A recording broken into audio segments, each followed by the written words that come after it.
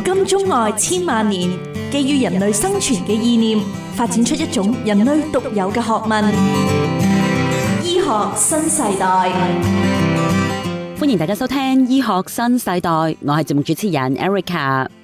男性嘅健康唔單止係睇身形同埋體力，性功能亦都係其中一個重要嘅指標。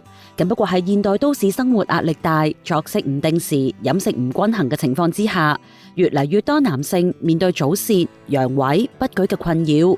有啲人以為呢啲只不過係影響夫妻生活嘅問題，咁但係從中醫學角度嚟睇，其實好多時候係全身機能出現警號，例如係腎氣不足、氣血失調，甚至乎係同心血管、內分泌健康都有關係。今日嘅醫學新世代就請嚟盧偉光中醫師同大家深入探討點樣從中醫角度去理解同埋調理男性性功能問題，揾出根源，改善整體健康。Hello， 盧醫師，歡迎你。多謝。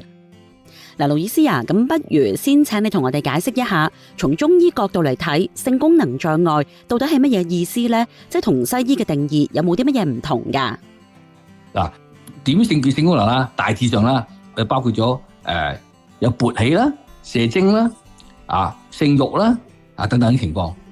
喺中醫嘅講法咧，係所謂五臟六腑都包括在內，唔係自己一個部門嘅，有包括咗我哋嘅腎臟啦、我哋嘅肝臟啦、我哋嘅心臟啦、我哋嘅脾臟啦等等咧，都影響過原來唔係一個部位嘅喎。即係西醫嚟講就分得好清楚啦，生殖系統啊，在中醫嚟講係一個整體嚟嘅。所以呢個中醫同西醫分別就喺度啦。中醫係一個整體嘅治療嚟嘅。咁而我哋點令到佢哋出問題咧？通常一般你知啦，中醫係陰陽平衡啊嘛，就係失衡咯，臟腑失衡啦，出現咗問題啦，氣血就唔充盈咯，經絡又唔通咯，咁就令到咧功能出現咗問題啦。呢個就係中醫嘅觀點嚟嘅。嗱，咁你可唔可以同我哋解釋多少少中醫點解會認為臟腑失衡係會影響到男性嘅性功能嘅咧？大家講咗啦，個腎臟緊要啊嘛，腎最為根本。如果腎臟唔好咧，尤其是男人添，中醫定法咧，男女可以有別嘅。女人咧就以肝臟為主，男人咧以腎臟為主。因為點解咧？腎藏精，主生殖。嗱，呢個中醫理論嚟嘅。亦係真係嘅，咁腎精不足嘅人咧，性功能差啦，生殖能力都係差啦。有啲你知啦，結咗婚好開心噶嘛，點知連續6、7年、10年都冇話子生殖到。咁有部分咧都屬女性啦，但係其實有部分都係男人責任嚟嘅。咁男人嚟講咧就好重視嘅，究竟你個腎藏精係咪有問題咧？嗱，喺中醫嚟講咧，腎就分陰陽。腎陰虛或者腎陽虛都會有問題嘅。咩叫腎陽虛咧？嗱，腎陽虛嘅人咧，我中醫叫命旺火衰啊。命門咩意思咧？嗱，我哋中醫得意嘅，我哋有兩邊腎噶嘛。一邊就叫命門，右邊命門，左邊叫腎。咁而命門咧都係腎嚟嘅，不過名叫命門。點解咧？好似個火咁，好似火爐咁樣，所以一定唔可以差。命門火衰，即係到嗰個爐口咧，個爐咧開就攤唔着，咪腎陽虛咯。咁咩特徵啊？會一種陽痿啦，即係唔可以勃起啦，性慾低下啦，冇興趣啦，甚至冇覺得成日都覺得凍喎，手腳凍啦，怕凍啦，一見凍嘢咧，人哋都可能想飲多啲凍啤酒，哎呀冇搞我，越凍越慘。咁呢代表呢個男性咧腎陽虛啦，即係所謂命門火虛衰啦，即係個爐頭咧唔多着，咁你要引醫生咯。呢啲情況咧就唔可以自己調理啦。如果係腎陰虛嘅話咧，相反啦，所以佢就精虧火旺，即係唔夠啊，精即係嗰個 sperm 啊唔夠多啊，少嘅嘢就會火旺咯。點解啊？嗱，舉個簡單嘅例子，如果大家屋企咧有開火爐，有 fireplace 嗰啲，當你啲真火講真火，你個 fireplace 啲柴咧燒光晒時候，差唔多燒晒啦，佢啪啪啪啪啪好旺喎，啲火好旺嘅喎，呢個自然生態嚟㗎，宇宙生態係咁噶。咁即係人一樣，當你精冇晒啦，燒盡啦，等於啲柴燒晒佢就，佢好似好熱、好旺喎，好燥嘅喎。呢情況就腎陰虛特徵。咁點樣咧？就點樣變病徵咧？有啲特徵嘅。第一，早泄，通常正常係冇嚟幾分鐘或者幾秒鐘就已經冇啦嘛，即係唔可以射精啦，佢就早泄。佢有啊，不過快。第二就遺精啦。咩叫遺精咧？即係無端端咧流出，通常有啲嘢可能係夢遺，即係瞓咗覺先遺流出嚟嘅。咁呢啲咧都係叫做腎陰虛。嗱，最後先腰酸膝痛，哇！點解腰酸？點解膝頭哥咁冤痛嘅咧？即係冇力啊！其實呢啲特徵咧，我哋叫病徵啦。其實已經反映到咧腎陰虛情況啦。嗱，咁你頭先啱啱提到嘅都係同個腎臟有關係啦，即係無論係腎陰虛又好，或者腎陽虛都好，都係同個腎有關嘅。咁另外同個肝臟有關嘅時候，又會有啲乜嘢症狀㗎？咁咧，肝中醫認為咧係肝主中根，咩意思咧？中即係我哋最重要一樣嘢啦，根。因為中醫認為肝係主根嘅，我哋嘅所有啲根咧、筋骨咧，都係受住肝影響嘅。男性嗰部分咧，都係屬於根一部分。咁所以肝都係關事嘅。咁如果發現咗咧，肝血不足時候咧，咁你就覺得出問題啦，就出現咗可能係勃唔起啦，可能性出現問題啦，肝氣疏泄做唔到嘢啦，我開始就勃唔起啦，跟住射精出問題啦。嗱，呢個就係肝影響噶啦，但係同頭先用腎影響唔同噶喎，所以大家留意，如果出現呢個情況咧，係屬於肝，所以屬於肝陰虛。用咗肝鬱氣滯嘅，第二種就係個肝點鬱住咧，即係唔開心啦，即係情緒影響啦，唔開心啦，氣滯啦，即係唔通暢啦。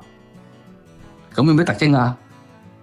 就勃起不堅，即係意思係可以勃起啊，但係咧唔堅挺嘅，咁即係唔到約啦，即係呢樣嘢。咁情緒咧功能嘅障礙可能唔開心啦，可能太多嘢做啦。咁呢啲嘢都影響到肝氣鬱結，而影響到氣滯，咁啊唔通暢咯。嗱，呢個都係由肝引起嘅。好啦，第三部分啦，就係肝經濕熱啦。咩叫濕熱法咧？你個陰囊咧潮濕，嗱，男人可能知啦。喂，乜咁即係好多汗嘅水咧？其實唔係汗水，係潮濕。排尿時候咧唔多通暢嘅，咁影響到咧性功能啦。咁呢種情況下咧就係叫做肝經濕熱。點解會有咧？即係話你喺飲食方面出問題啦。咁所以喺肝方面嚟講咧，主要三大方面。咁如果出現頭先講嘅疏泄出問題啊、勃起出問題啊、情緒出問題啊，或者係陰囊濕潮濕啊，都屬於肝經出問題啦。明白。嗱，咁盧醫師好詳細咁樣同我哋解釋咗，當腎臟同埋肝臟功能失衡嘅時候，男性有機會出現嘅性功能障礙，亦都有機會可能會伴隨住腰膝酸軟，又或者係心情鬱結呢啲症狀。中醫係講求整體平衡，唔單止係腎同埋肝、心同埋脾嘅健康，亦都非常之關鍵。廣告翻嚟，我哋將會繼續請盧醫師講解，當心臟同埋脾臟出現問題嘅時候，又係會點樣影響到男性嘅性功能？古今中外千萬年，基於人類生存嘅意念，發展出一種人類獨有嘅學問——醫學新世代。歡迎大家繼續收聽醫學新世代，我係節目主持人 Erica。頭先上一節，盧醫師同我哋講到，中醫睇性功能障礙唔係話單純器官出現問題，而係同整體臟腑陰陽平衡有關。盧醫師啊，咁你頭先同我哋講到，除咗肝、腎之外，心、脾亦都係受影響嘅臟腑之一。咁假如呢兩個臟腑失衡嘅話，又會對男性嘅性功能帶嚟啲乜嘢影響呢？心脾咧，心同脾啦，心係主咧，心主神明。喺中醫嚟講，個心即係中醫認為咧係神，唔係拜神嘅神，係主要你嘅精神嘅神，即係話同個心同個神有關係嘅。因為人興奮，譬如唔好介意啊，即係性興奮啦，個心情咧爭好遠噶嘛，心神相關喎。你唔係喎，冇興趣大佬，咁即係話咧，你嘅心神出問題啦。過慮焦慮啦，或者焦慮得緊要咧，甚至會好傷心啦，就傷心傷到脾啦。咁呢啲人就係情緒問題啦。咁呢個都屬於咩？傷咗個心啦。而脾咧係主血嘅，喺中醫嚟講，西醫都一樣啊。不過我哋講都係一樣主血啦，不造血啦講。西醫中醫又唔係啊，多啲嘢。啲血氣足唔足咧，就睇呢個脾啦。如果血氣唔足嘅話咧，即係無法令到我哋嘅中筋充裕啊！即係中筋意思咩？即係我哋嗰個男性嘅部分啦。咁即係話佢都冇血俾佢，咁咪導致咩啊？勃尾咯，咁變咗無力咯，勃起無力啦。咁呢個都係因為個心脾嘅問題。嗱，咁除咗即係同你提到呢4個臟腑失衡有關之外，咁其實仲有冇其他原因都有機會影響到男性嘅性功能㗎？有㗎，氣血同經絡出咗問題。點解會有啊？喺中醫嚟講咧，久坐即係坐得太耐啊，即係譬如你工作一坐咗8個鐘頭，一日冇問題喎，長期喎。日都翻去坐嘅，呢坐得太多或者外傷，咁呢啲情況下咧，都會影響到男性嘅我哋叫陰莖咧，血流出問題啦，即係血液出咗問題啦，個 blood circulation 出問題啦，咁咧喺勃起方面嘅困難啦。嗱，盧醫師啊，咁你頭先提到嗰幾種情況，其實都係同男性陰莖冇辦法勃起，又或者係嗰個硬度不足有關。咁不過你一開始嘅時候，其實仲講過遺精都係其中之一種性功能障礙。咁你可唔可以同我哋解釋一下遺精喺中醫角度又係點樣理解嘅咧？咁遺精或者係叫做滑精，呢啲都係屬於一般男性遇到嘅一啲性功能出問題嘅嘅病徵嚟嘅。點為之遺精？點為之滑精咧？遺精意思係話咧，瞓咗覺，佢自己無啦啦流出嚟嘅，個精流出嚟嘅，流出去次數多唔多？如果多頻密嘅咧，就叫流啦，唔係叫遺啦，叫流啦，即係流水個流啦。咁就係唔啱嘅。喺中醫嚟講叫咩？腎氣不固，上火妄動引致嘅。而滑咧，咩叫滑咧？即係當你喺性功能員開始做嘅時候，同太太準備嘅時候咧，大佬未準備好喎，就自己流出嚟啦，唔需要射啦，自己流出嚟啦。咁呢個亦係代表咗咧腎氣不固，上火妄動，即係自己做啦，唔使理噶啦。咁亦反映到你身體係差啦。嗱咁盧醫師啊，咁但係有啲即係後生仔啦，即係可能係10幾歲嗰啲青少年，好多時候佢哋都會有夢遺，即係喺瞓覺，即係瞓醒覺嘅時候就發現有遺精呢個情況出現嘅。咁係咪代表佢哋係即係先天腎氣不足啊，定係都係後天嘅因素影響㗎？嗱，你都講咗啦，佢可能性有兩樣嘢，一就係腎氣不固，佢不固意思係佢唔可以顧住佢，佢唔可以集中。流出嚟咯，或者遺出嚟咯。另一種叫上火妄動啊。咩叫上火妄動咧？屬於火嚟嘅，叫上火咩意思咧？即係話咧，你個人本身，譬如後生仔咁啊，後生仔有種衝動性，根本就係有咁嘅內部有火啊，引動出嚟，叫上火妄動，即係唔根據你指示去做嘅，咁就出現咯。咁即係呢個難理解啲啦，但係呢中醫嚟講就係即係話你喺個生理方面出咗問題咯，即係佢喺中醫嚟講就係你個心脾出咗問題咯。咁即係屬於先天嘅體質問題啊？定係唔關事，後天嘅，即係後天嘅生活習慣或者飲食習慣影響嘅。頭先講嘅嘢都唔係講先天嘅，係講後天嘅。因為如果先天嘅話咧，就複雜好多咯。即係本身嚟講，即係話喺好細個就已經出現問題啦。就係另一個特別嘅病咯，就唔係頭先講呢啲病啦，即係可能複雜啲啦。嗱咁盧醫師啊，即係頭先你提到嗰啲症狀啦，即係除咗可能係會即係個性生活受到影響之外啦，即係其實呢啲症狀咧，可唔可以都可以反映到其他嘅健康嘅問題㗎？係啊，會㗎。嗱，舉個例咁噶啦，最普遍就係咩咧？前列腺啊，前列腺會發炎啦，會肥大啦，唔好彩嘅會癌症啦。呢3種情況下咧，都令到個問題複雜咗嘅。而其中大致都知道呢啲情況下，譬如炎症咁啦，佢就會好易出現咗痛啦，嗰方面啦，當然影響到男性嘅性能力啦。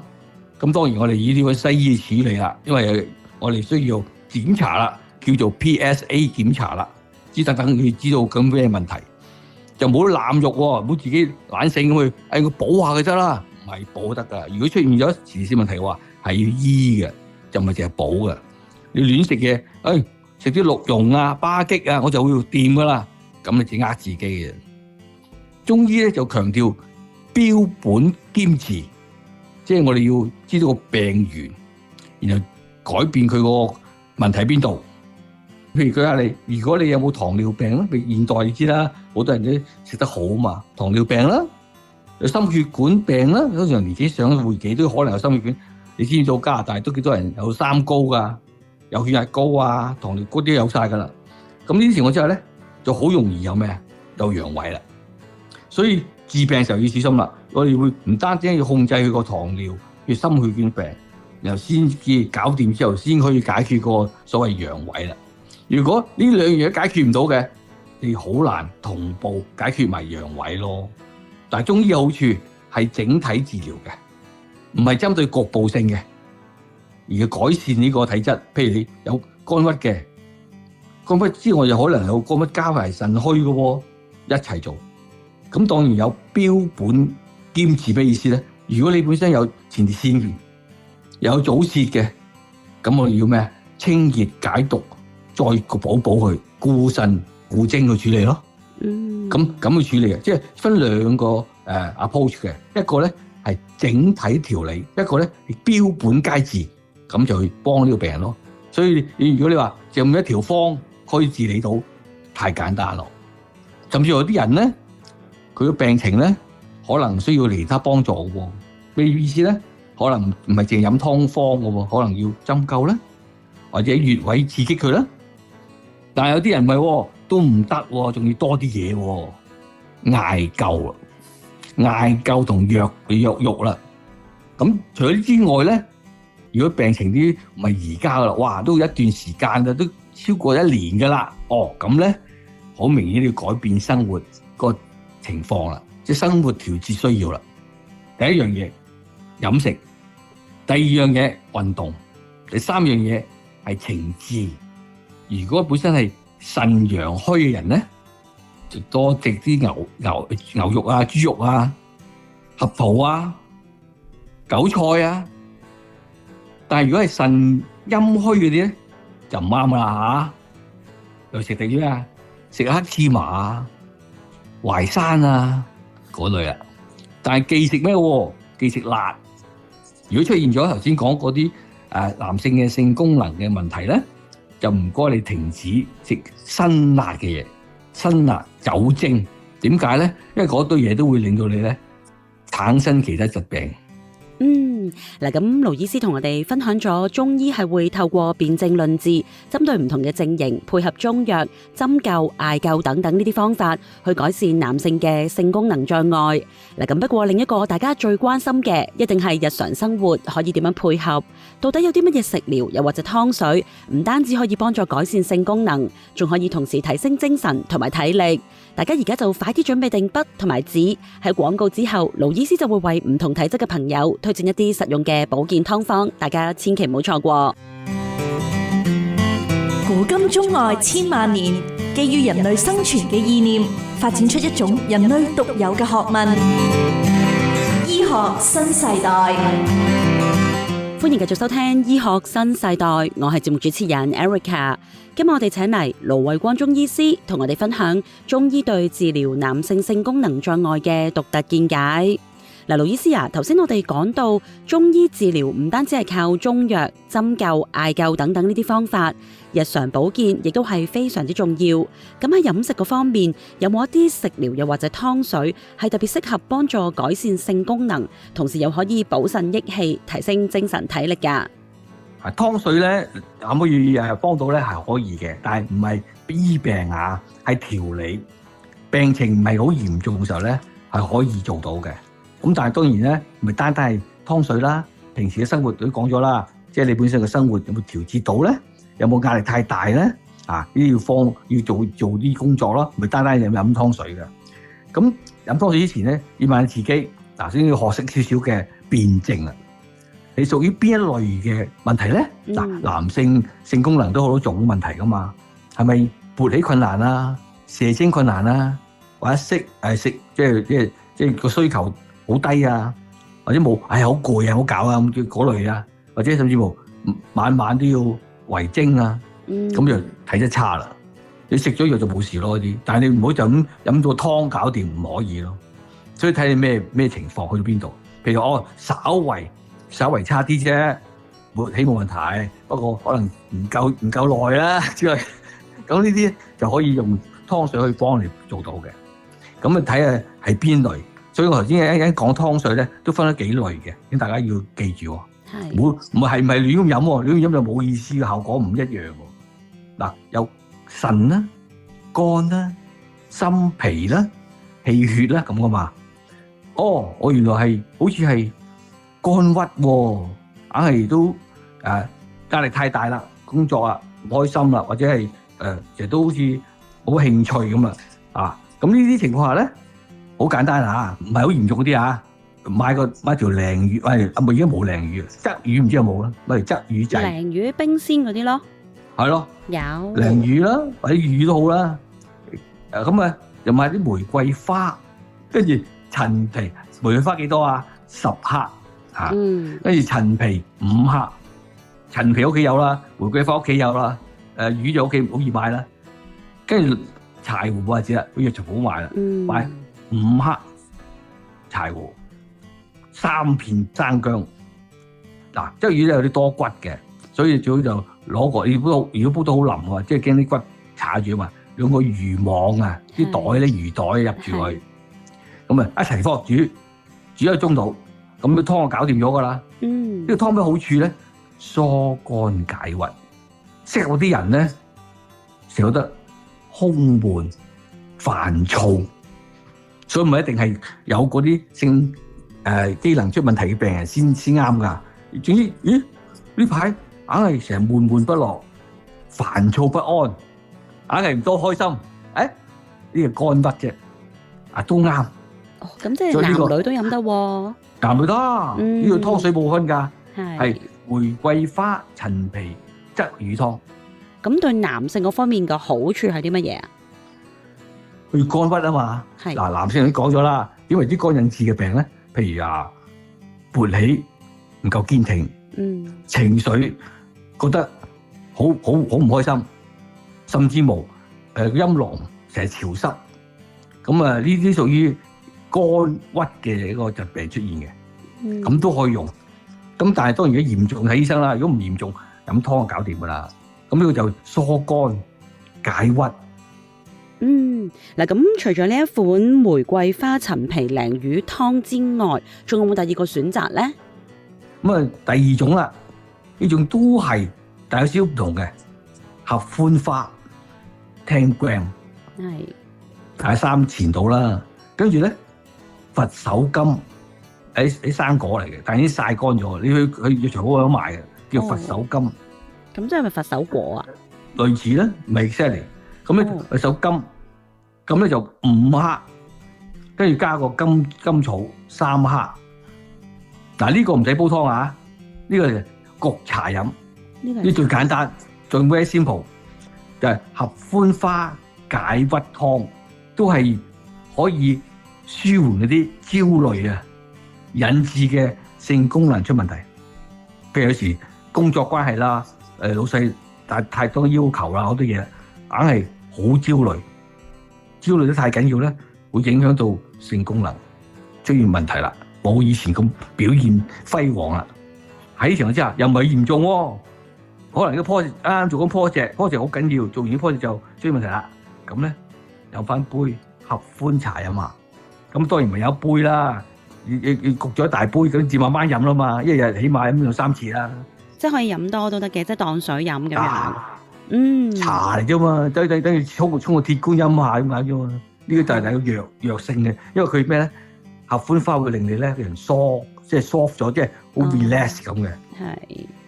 佛手柑咧，令你冇脾氣嘅，即係冇焦慮感嘅。即係放鬆個人咁樣，放鬆晒啲心情，唔好主要放鬆。係啦，所以如果你係有焦慮或者係一種緊張嘅態度啊，即係影響自己心情咧，呢個可以。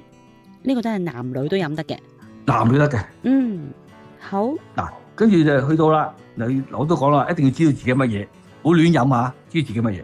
頭先係肝啦，如果心脾出問題喎，性興奮嗰邊冇咗啦。即係失去咗嗰個興趣。係動力啦。興奮冇咗，點解咧？就係心神出問題啦嘛，心同個神都離開咗，神都冇咗神啦嘛。點知道係咪心神咧？你覺得疲倦、心悸、食慾差，有啲人甚至乎早泄，呢啲係屬於心神出問題啦。咁咧就大家可以揾個拖水飲下蓮子龍眼瘦肉湯。呢個拖水大家都飲過應該係啊，真係醒目。但係落重啲喎。嗱，蓮子咧連埋心喎。唔好去心喎，連埋心。整一兩，大概30克到啦。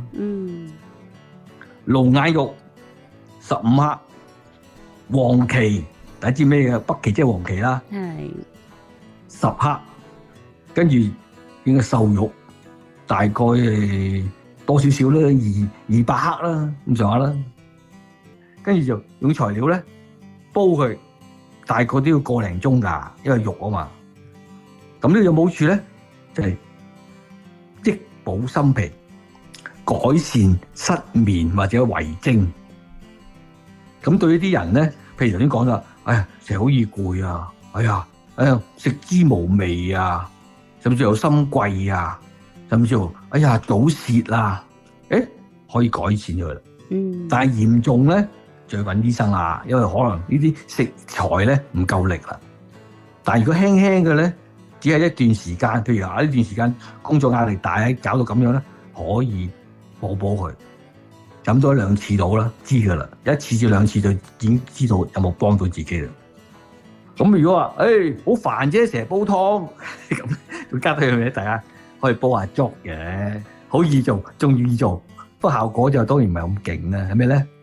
紅棗小米粥，紅棗大家知咩嚟㗎啦？10粒紅棗，小米咧大概係100升，就你中意幾多啦。即係煲粥，即係啲小米咧黃色嗰啲點點嗰啲咧，大概係100 gram 到啦，大概啫，煲粥啊嘛。跟住加條咩咧？加糖心，就係大概15個 gram 到啦。你可以甜又得，鹹又得。如果一般加紅棗都係當甜啦，你加少甜，加啲糖落去咯，少少地啦，睇在乎你自己食幾多咯。但係前提咧，呢啲人咧係食慾差，即係唔想食嘢，冇胃口啊，咁食個粥咪好咯。咁食個粥咧可以健脾養血，提升體力啦。係嗱，咁盧醫師一口氣同我哋介紹咗幾款保健食療，唔同嘅體質有相應嘅食療選擇。廣告翻嚟，盧醫師會繼續同大家分享更多適合唔同體質嘅食療建議。想知多啲嘅就要繼續留意啦。古今中外千萬年，基於人類生存嘅意念，發展出一種人類獨有嘅學問——醫學新世代。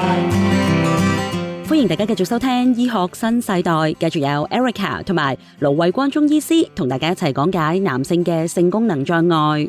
嗱，頭先盧醫師同我哋介紹咗幾款保健食療，包括有適合肝鬱人士嘅玫瑰花陳皮鯪魚湯，同埋合歡花解鬱湯，可以幫助疏肝解鬱、舒緩焦慮引起嘅性功能障礙。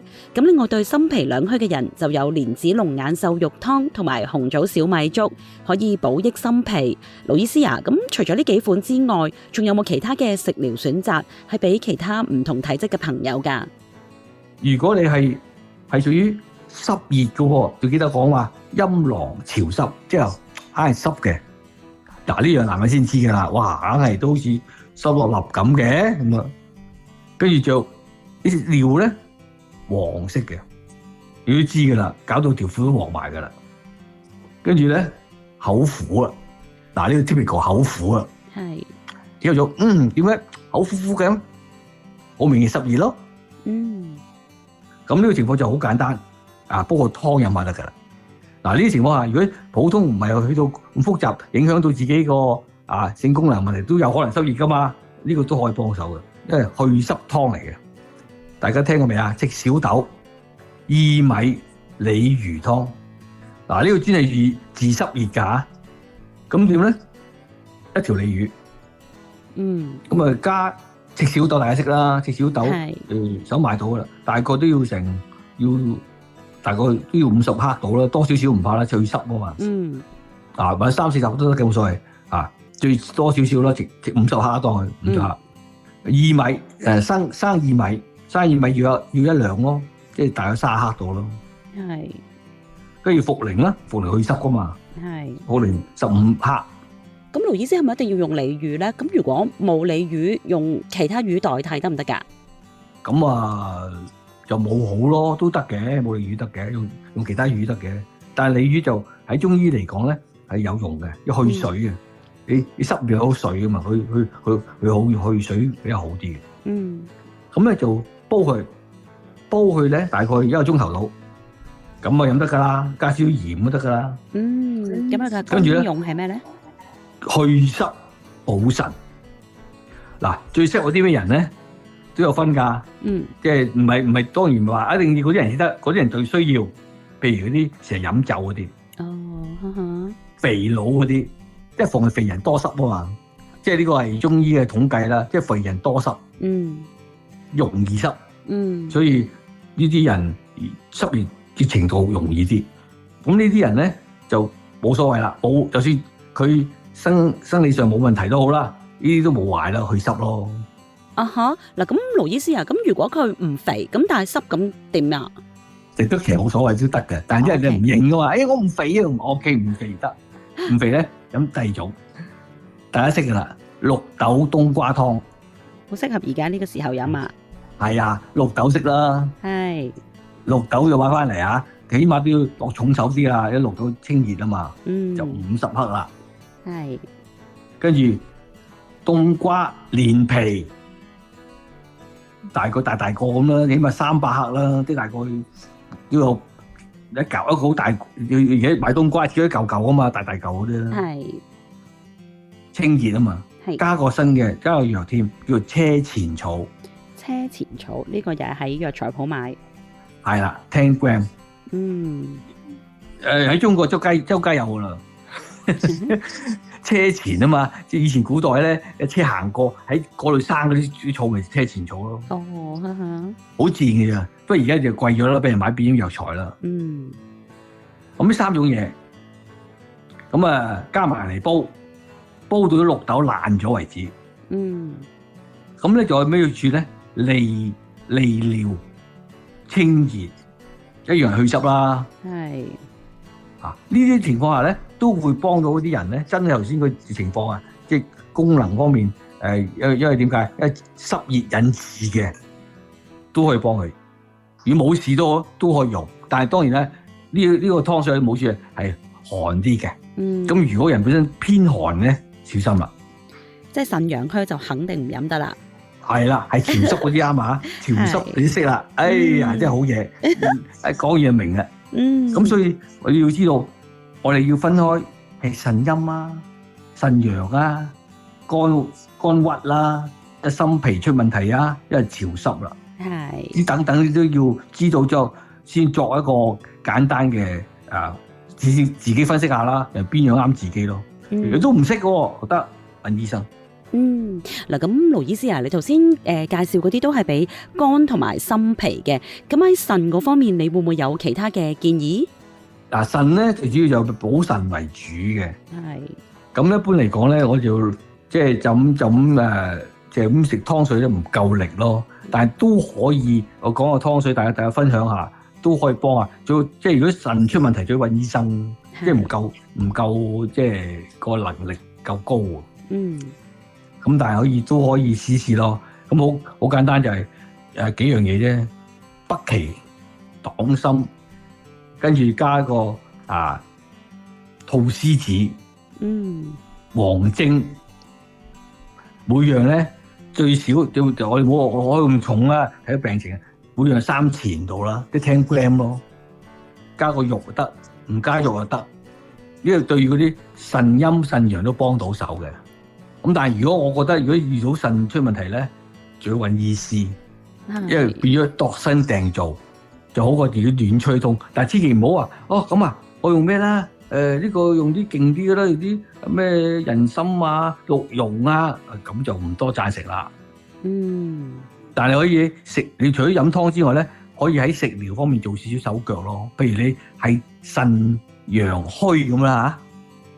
點為之腎陽虛咧？再講一次啦，你個腰膝覺得酸凍，又怕凍，夜尿又多，咁咧除咗頭先個湯水幫你之外咧，可以試下啲咩？最簡單噶啦，羊肉湯。